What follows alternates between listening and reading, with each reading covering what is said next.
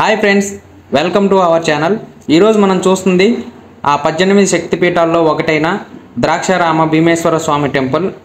ఇక్కడ శివుడు అలాగే 12వ శక్తిపీఠంగా పిలువబడే మాణిక్యాంబ దేవి వారు కొలువై ఉన్నారు. ఈ ఆలయం ద్రాక్షారామంలో ఉంది. ద్రాక్షారామంని జననాథపురం, భీమనాథపురం, దక్షిణ పోవన మరియు దక్షిణ కాశీ అని కూడా పిలుస్తారు. రామచంద్రాపురానికి కేవలం 6 కిలోమీటర్ల మాత్రమే ఉంటుంది. బస్సు సౌకర్యం కూడా ఉంది. దేశంలోని ఏ ప్రాంతం నుండి అయినా సరే రావచ్చు. రైలు మార్గం కూడా ఉంది. రైలు మార్గం అయితే సమల్కోట దగ్గర దిగితే బస్సులు ఉంటాయి, నేరుగా ఇక్కడికి రావచ్చు. ఈ ఆలయ టైమింగ్స్ వచ్చేసి ఉదయం 6 గంటల నుంచి సాయంత్రం 8 గంటల వరకు ఉంటుంది. ఈ ఆలయంలో జరిగే ప్రధాన పండుగ ఏంటి అంటే మహాశివరాత్రి పండుగ. ఆ రోజున వేలాది మంది ప్రజలు ఆలయాన్ని దర్శించి ఉపవాసం పాటించడం, రాత్రంతా మేలుకోవటం అంటే జాగారం చేయటం, పంచాక్షరి పఠించటం లేదా శివపురాణాలు చదవడం వంటి ఆరాధకులను ఆరాధిస్తారు. అలాగే ముఖ్యమైన పవిత్ర నెల కార్తీక మాసంలో వేలాది భక్తులు శివుడు మరియు మాణిక్యాంబ ముందు దీపాలను వెలిగిస్తారు. ఇక్కడ పెళ్ళిళ్ళు కూడా జరుగుతూ ఉంటాయి.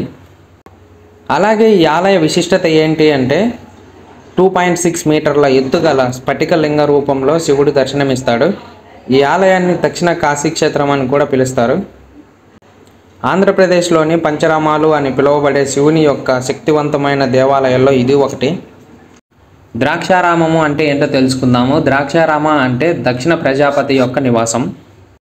అలాగే ఈ ఆలయ సమీపంలోనే ప్రసిద్ధ దేవాలయాలు ఉన్నాయి. సామర్లకోట వద్ద కుమారరామం, అన్నవరం శ్రీ సత్యనారాయణ స్వామి దేవస్థానం, రాజమండ్రి శ్రీ ఉమా మార్కండేశ్వర స్వామి దేవాలయం, అష్ట సోమేశ్వరులు. ఈ ఆలయంలో జరిగే పూజలు లక్షపత్రి పూజ, లక్ష కుంకుమార్చన, లక్ష ఒత్తుల నోము, సూర్య నమస్కారములు, ఏకాదశ రుద్రము, మహాన్యాసపూర్వక అభిషేకము, సహస్ర కుంకుమార్చన, లఘు వ్యాసపూర్వక ఏకవార అభిషేకం, అష్టోత్తర కుంకుమార్చన, మాస శివరాత్రి అభిషేకం ప్రతి నెల ఉంటుంది. మాస శివరాత్రి కుంకుమ పూజ ప్రతి నెల ఉంటుంది. అభిషేకం ప్రతి సోమవారం జరుగుతుంది.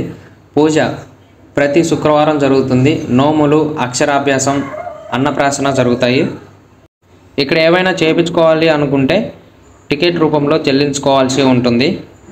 అలాగే ఫ్రీ దర్శనం కూడా ఉంది. ప్రత్యేక దర్శన టికెట్స్ ఇలా ఉన్నాయి.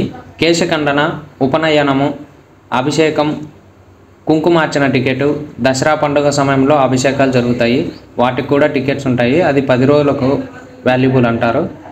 రుద్రహోమం, జపం, తర్పణం, నవవరార్చన, నిత్య కళ్యాణం, స్థల పురాణం, శ్రీ స్వామివారి అర్చన, కుంకుమార్చన ఇలా ఉన్నాయి. ఈ ఆలయం గురించి తెలుసుకున్నట్టయితే ఈ భీమేశ్వరుడికి 8 దిక్కులలోనూ 8 శివలింగాలను చంద్రుడు స్వయంగా ప్రతిష్ఠించాడని విశ్వసించబడుతుంది. తూర్పున కోలంక, పడమర వెంటూరు, దక్షిణాన కోటిపల్లి, ఉత్తరాన వెల్ల, ఆగ్నేయంలో దంగేరు, నైరుతిలో కోరుమిల్లి, వాయువ్యంలో సోమేశ్వరం, ఈశాన్యాన పెనుమల్ల ప్రాంతాలలో ఈ అష్ట సోమేశ్వర ఆలయాలు ఉన్నాయి. ఈ భీమేశ్వర ఆలయ ప్రాంగణంలో ఇంద్రేశ్వర, యజ్ఞేశ్వర, సిద్ధేశ్వర, యోగీశ్వర, యమేశ్వర, కాళేశ్వర, వీరభద్రేశ్వర లింగాలు దర్శనమిస్తాయి. ఇక తూర్పు, పశ్చిమ, ఉత్తర, దక్షిణ దిశగా ఉన్న ఒక్కో గాలి గోపురాన్ని ఒక్కో అమ్మవారు పర్యవేక్షిస్తున్నట్లు స్థల పురాణం వివరిస్తుంది. ఈ ద్రాక్షారామం ఆలయం ఆధ్యాత్మిక ప్రశాంతతను పొందడానికి అనువైన ప్రదేశం. ఈ పుణ్యక్షేత్రాన్ని దర్శించడం వలన మనస్సుకు శాంతి లభిస్తుంది. ద్రాక్షారామం ఆలయం సందర్శించడం వలన భక్తులకు పుణ్యం చేకూరుతుందనే నమ్మకం. ఈ ఆలయాన్ని 7-8 శతాబ్దాల మధ్య నిర్మించినట్టుగా శాసనాల ద్వారా తెలుస్తుంది. శ్రీ భీమేశ్వర స్వామి స్వయంభూగా వెలిసిన 14 అడుగుల శివలింగం, శుద్ధ స్ఫటికాకార లింగం.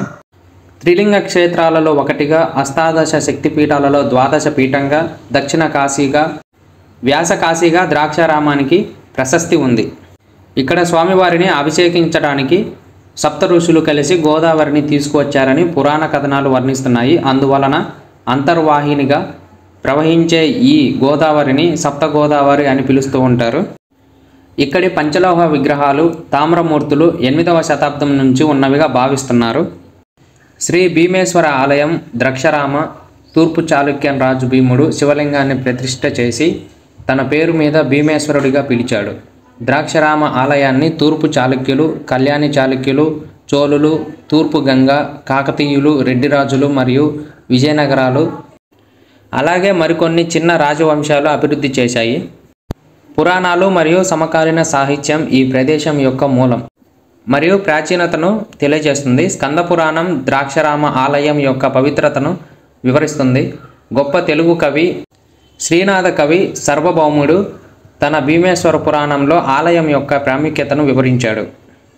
ఈ ఆలయం ద్విప్రకారాలు ఉన్న 2 అంతస్తుల ఆలయం. 2 ఆవరణలలో ఉంటుంది. పై అంతస్తులో నటరాజ, కిరతార్జున, పార్వతీదేవి మరియు మొదలైన శిల్పాలు చెక్కబడిన స్తంభాలు ఉంటాయి.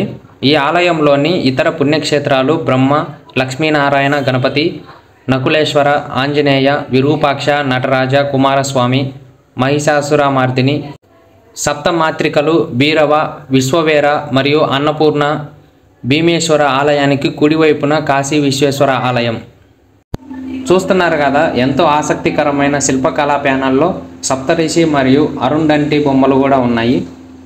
సప్తరిషి అంటే అత్రి, భృగు, కౌత్స, వశిష్ఠ, గౌతమ, కశ్యప, అంగిరాశ.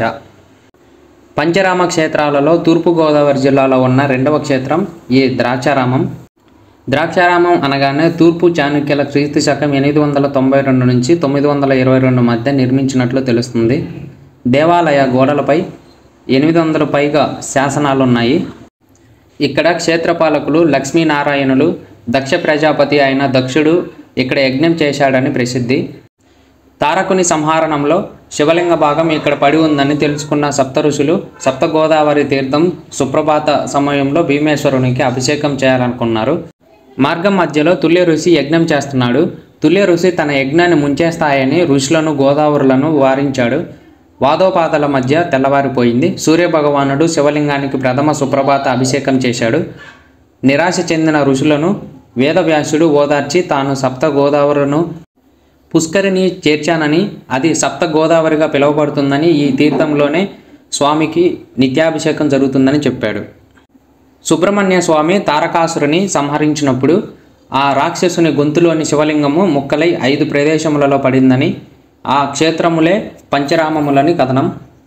పురాణాల ప్రకారం తారకాసురుడు అనే రాక్షసుడు శివుడి కోసం ఘోర తపస్సు చేసి పరమేశ్వరుడి సాక్షాత్కారం పొందుతాడు. తారకాసురుడి భక్తికి మెచ్చిన పరమేశ్వరుడు ఏం వరం కావాలి అని అడగగా ఆత్మలింగం కావాలని కోరుకుంటాడు. దీంతో శివుడు తారకాసురుడికి ఆత్మలింగాన్ని వరంగా ప్రసాదిస్తాడు. బాలకుడి చేతిలో తప్ప మరెవరి చేతిలోనూ తనకు మరణం ఉండకూడదనే వరాన్ని కూడా తారకాసురుడు పొందుతాడు. బాలకులు తనను ఏమీ చేయలేరనే భావనతో ఈ వరాన్ని కోరుకుంటాడు. పరమేశ్వరుడు ప్రసాదించిన ఆత్మలింగాన్ని తన గొంతులో దాచుకుంటాడు. ఆ వర గర్వంతో దేవతలను, ఋషులను, ప్రజలను అనేక ఇబ్బందులకు గురి చేస్తాడు. తారకాసుడి ఆగడాలను తట్టుకోలేని దేవతలు విష్ణువు వద్దకు వెళ్ళి రక్షించమని వేడుకుంటారు. అప్పుడు విష్ణువు తారకాసురుణ్ణి వధించడం ఎవరి వల్ల కాదని, శివాంశతో జన్మించిన బాలకుడి వల్లనే దీనికి పరిష్కారం లభిస్తుందని సెలవిస్తాడు. దీంతో దేవతలు పరమేశ్వరుణ్ణి శరణు వేడగా పరమశివుడు పార్వతీదేవితో కలిసి కుమారస్వామిని జన్మనిస్తాడు. రుద్రగమనులకు ఆధిపత్యం వహించి కుమారస్వామి తారకాసురుడిపై యుద్ధం చేస్తాడు. ఆత్మలింగాన్ని ఛేదిస్తేనే తారకాసురుడిని వధించడం సాధ్యపడుతుందని తెలుసుకుని తారకాసురుని గొంతులో బాణాన్ని ప్రయోగిస్తాడు. దీంతో ఆత్మలింగం 5 ముక్కలుగా చెదిరి పడి తారకాసురుడు మరణిస్తాడు. భూమిపై 5 ముక్కలుగా పడిన ఆత్మలింగాలను అదే ప్రదేశంలో కుమారస్వామి, ఇతర దేవతలు ప్రతిష్ఠించారు. అవే ఈ ద్రాక్షారామంతో సహా ఆంధ్రప్రదేశ్ రాష్ట్రంలో ఉన్న పంచరామ క్షేత్రాలు. చాళుక్య రాజైన భీముడు ద్రాక్షారామం ఆలయాన్ని నిర్మించడంతో దీనిని భీమేశ్వర ఆలయంగా పిలుస్తున్నారు.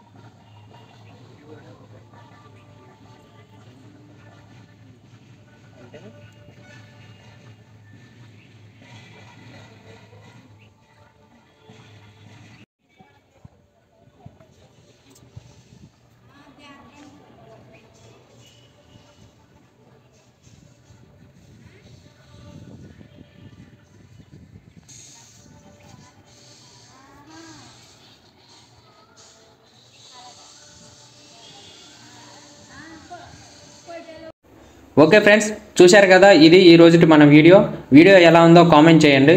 ఇంకా ఎవరైనా మన ఛానల్ని సబ్స్క్రైబ్ చేసుకున్నట్లయితే ఛానల్ని సబ్స్క్రైబ్ చేసుకోండి. అలాగే ఇలాంటి మంచి మరిన్ని వీడియోస్తో మీ ముందుకు వస్తుంటాను. లైక్ అండ్ షేర్ చేస్తూ నాకు సపోర్ట్ చేస్తుండండి. ఓకే ఫ్రెండ్స్, మళ్ళీ నెక్స్ట్ వీడియోలో కలుద్దాం.